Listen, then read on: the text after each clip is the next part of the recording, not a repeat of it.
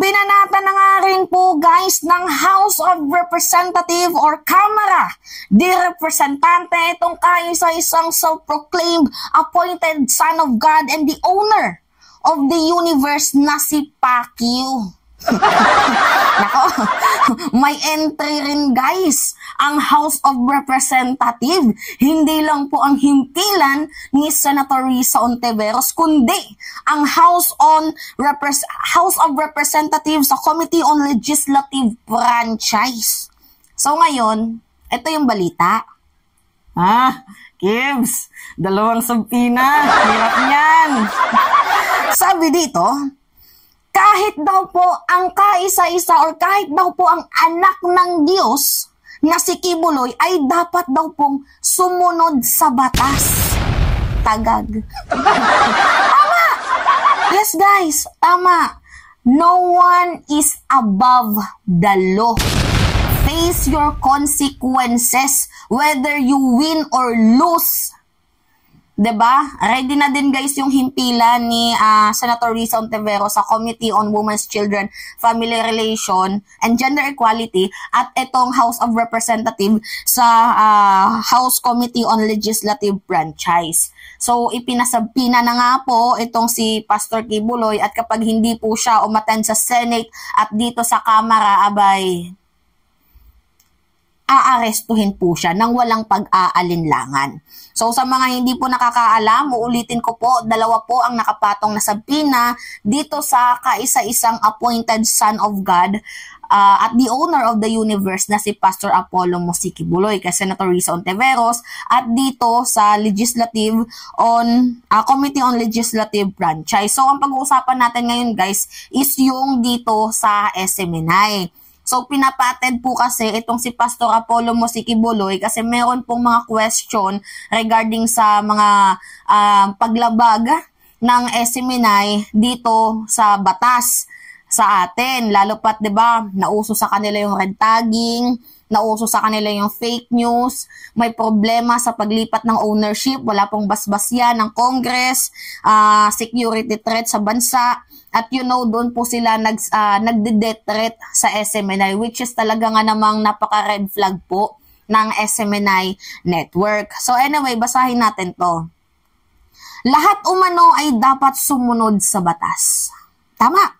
Kahit na ang self-proclaimed appointed son of God na si Pastor Apollo Kibuloy, ang founder ng Kingdom of Jesus Christ.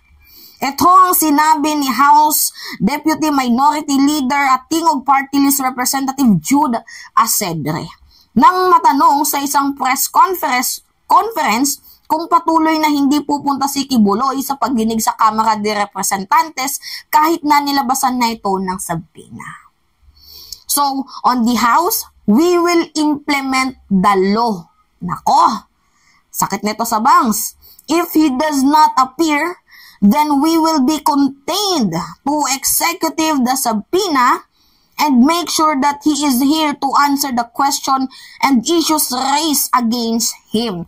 So, yung huling pagdinig kasi guys ng Kamara de Representante ay hindi po, no-show po itong si Pastor Mukibs. At kahit nga din po guys yung president ng SMNI ay hindi din po sumipot. Pero valid, justifiable naman ang kanyang reason kasi nagpasa naman ng medical certificate dahil nga daw po may sakit. So, justifiable naman, unlike dito kay Pastor Mukibs na wala naman talagang kahit anong reason, hindi naman ata siya bagong tuli, wala naman ata siyang sakit, 'di ba? Hindi po siya nagpapakita. So, ngayon guys, ito yung video sa isang interview about dito sa House of Representative ni Jude Asedre. Panood natin sa inyo. Wait lang guys may ads kasi.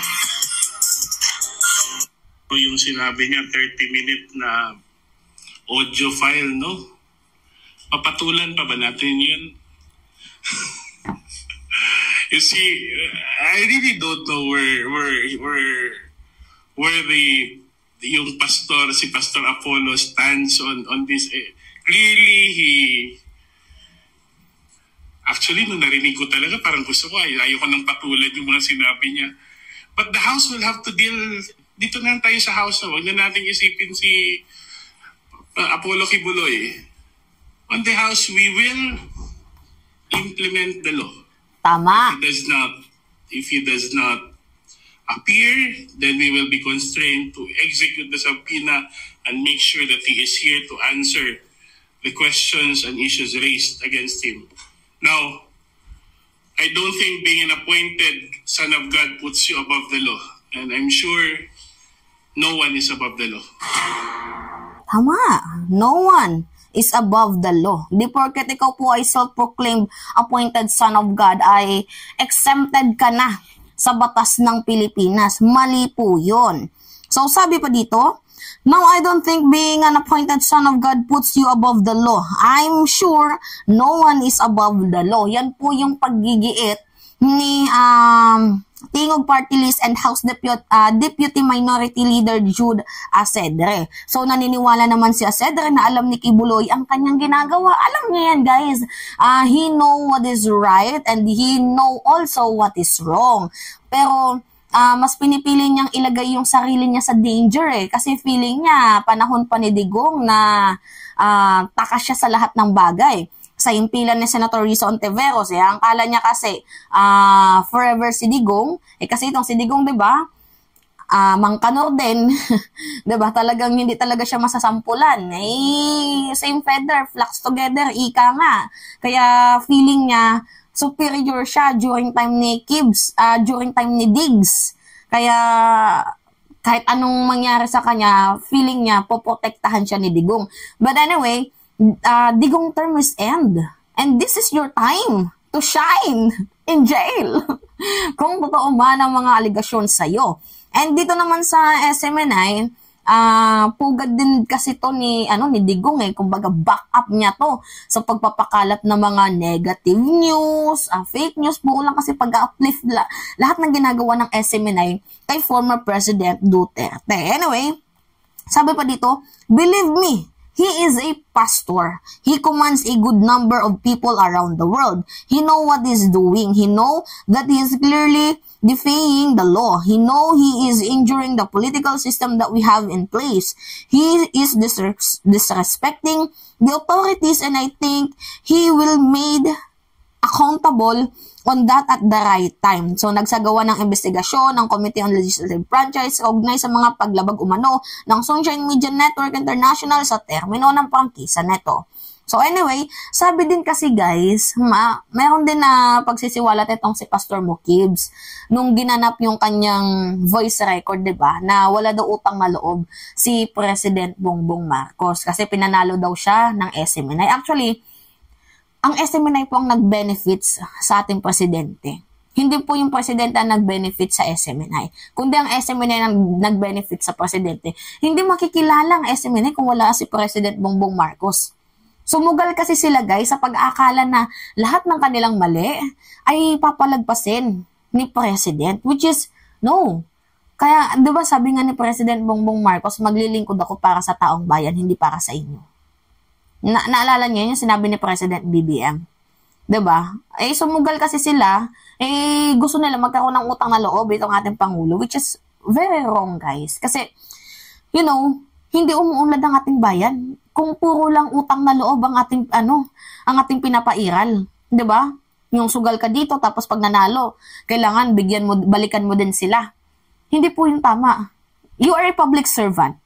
People, 32 million. Magkano lang naman yung subscriber ng SMNI? 2 million. Paano mo nasabi na ang SMNI nagpapanalo sa ating presidente? So, you are a public servant. Usually, you are meant to serve the public. Ano yung sabi niya? Pakinggan nyo. An evil, unrighteous administration. I am telling you that. Bantayan natin to mga kababayan ko na aking sinuportahan pa naman noong nakaraang eleksyon.